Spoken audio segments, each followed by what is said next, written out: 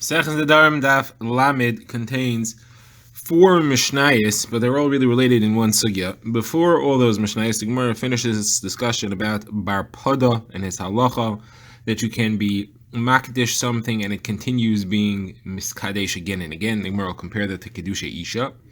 When that's finished, the Gemara will get into the Mishnayos, which are all examples of a situation in which you have two terms, one includes the other, but the other does not include the first, and then we'll have a number of examples of that. So let's begin. The Gemara is discussing the halacha of Bar Pada. Bar Pada said if somebody says this tree is hektish until it's cut down, it is as if he's continually re-makdishing it, and even if he redeems it until it's cut down, it becomes hektish again as soon as he redeems it. So the Gemara says that is similar to Kedusha Isha.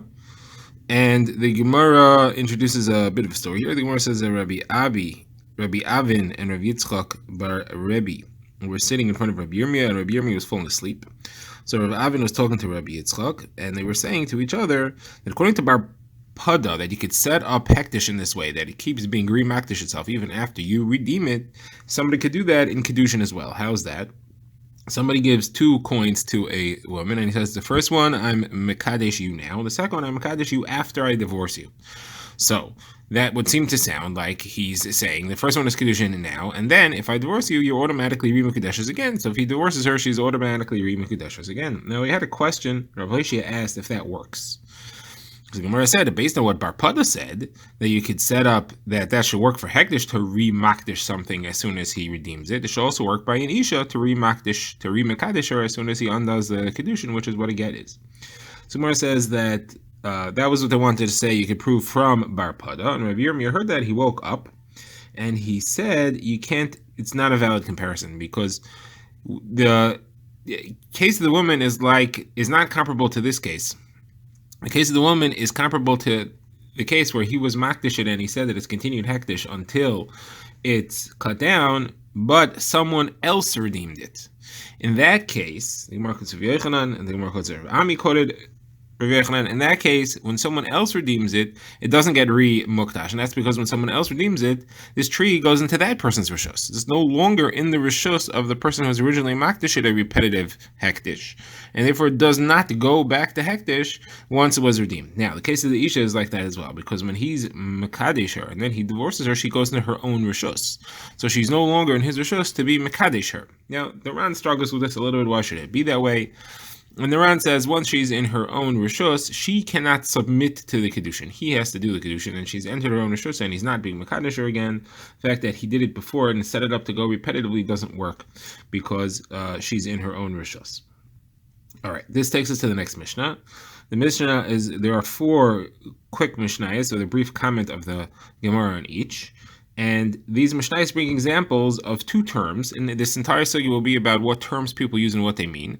When I have 2 terms, one is included in the other, but the other is not included in the one. So one is a broad category and one is a subcategory of the broader one. And in a case like that, if you mention the broad category if you make a neder on the broad category, you include the subcategory. If you only mention the subcategory, you don't include the broad category. So the first example, and this is our first Mishnah, is if somebody makes a neder against people who go into the sea, people who travel on the sea. So people who travel on the sea are included in people who live on land, because people who live on the sea are also land dwellers. They don't live on the sea forever. They got to come out eventually. However, people who live on land does not include people who travel in the sea. That is an exclusive term. So if he was made a neder against sea travelers, so then neder only applies to sea travelers, does not apply to the broader group of people who live on land and don't travel in the sea. However, if you made a neder on people who live on land, that applies to all people and it also applies to sea travelers, because sea travelers are also considered people who live on land.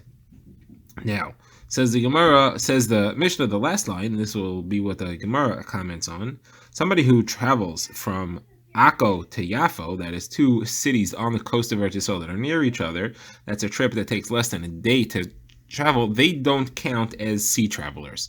Those are landlubbers, l'choladeis, and completely landlubbers, because that's not called sea travelers. A sea traveler is someone who goes away from the coast for an extended trip. Now, what part of the Mishnah was this referring to? So that's what the Gemara says. The Gemara says that Rav Papa and Rav Achar Breder, Rav Ika, had different understandings of what this line in the Mishnah was referring to. According to one of them, the Gemara doesn't say which one is which. It's referring to the first part of the Mishnah, where we said that somebody makes a neder against sea travelers. It does not include landlubbers, people that don't travel in the sea. So the Gemara said that seems to indicate, though, that the neder works on sea travelers, but the people who travel from Yafo to Akko or Akko to Yafo, they're not included in sea travelers, and therefore the neder does not apply to them. Now, the other pshat is that it's going on the second case of the Mishnah, and that's if somebody makes a neder against land travelers, it does apply to sea travelers. There, the Gemara means to say that it applies even to people who travel from Akko to Yafo, and not only people who travel from Akko to Yafo, even people who travel further away.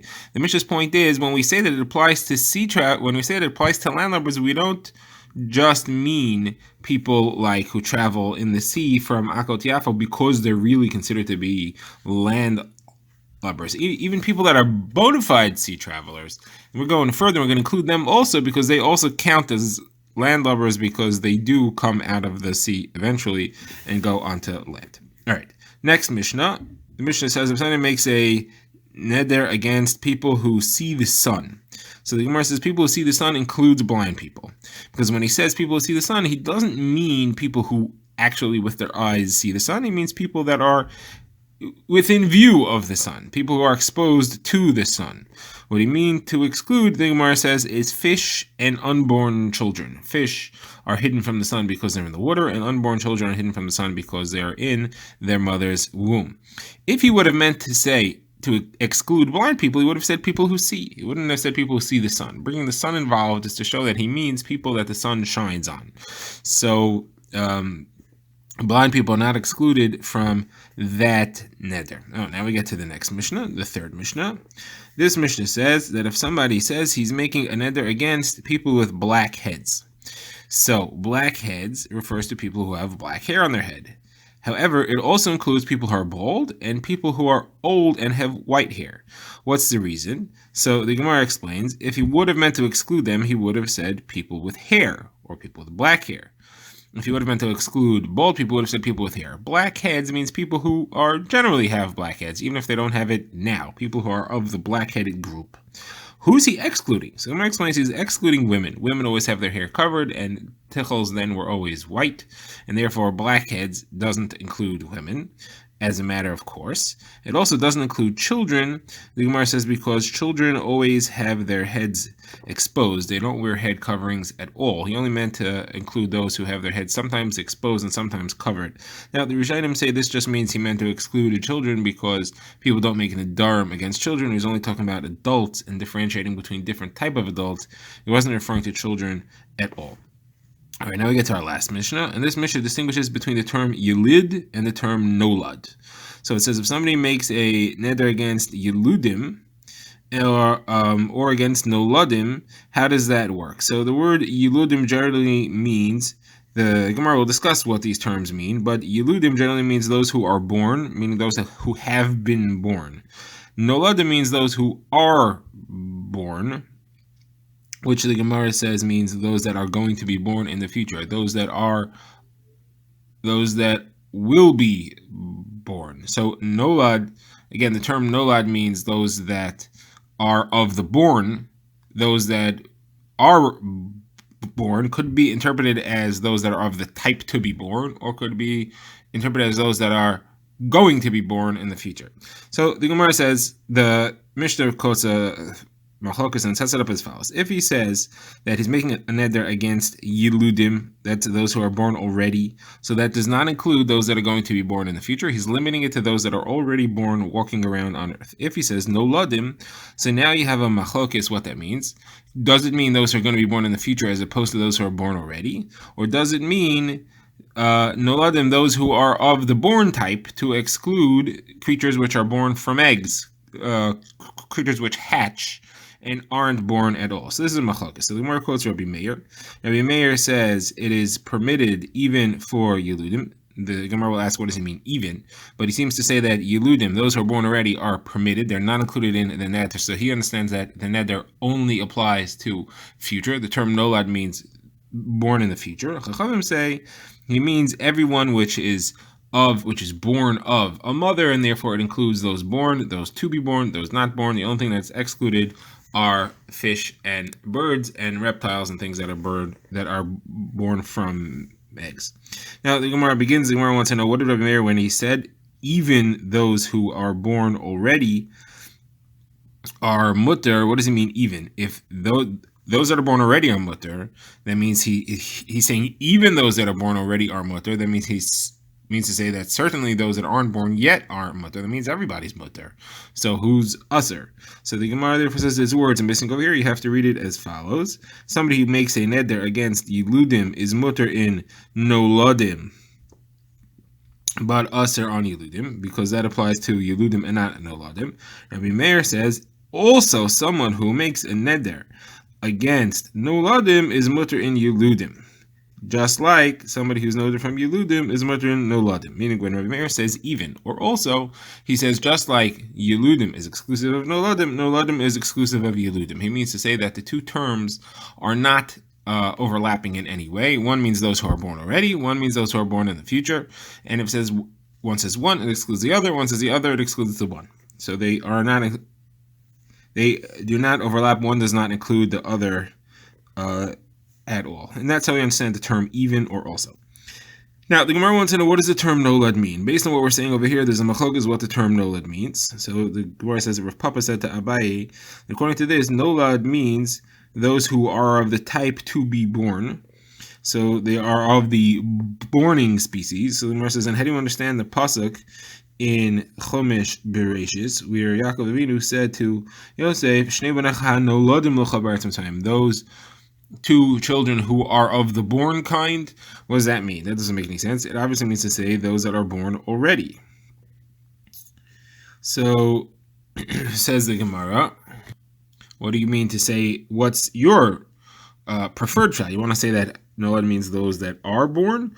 Then the pasuk in Melachim doesn't make any sense, where the Gemara talks about where the Navi talks about Hine ben and Nolad lebeis David Yeshayahu Shemai. It talks about the birth of Yeshayahu, and Yeshayahu's grandfather hadn't even been born yet at the time, so it can't mean past tense. It must mean that it's going to be born. So the Gemara therefore says it can mean both ways, and we don't necessarily know which one it means. And in Nedarim, we always follow how people generally use it, and people generally use it to mean of the born species. Now, the Gemara ends off in explaining what's not included in that. What's not included in that is fish, birds, meaning reptiles that are hatched, not born.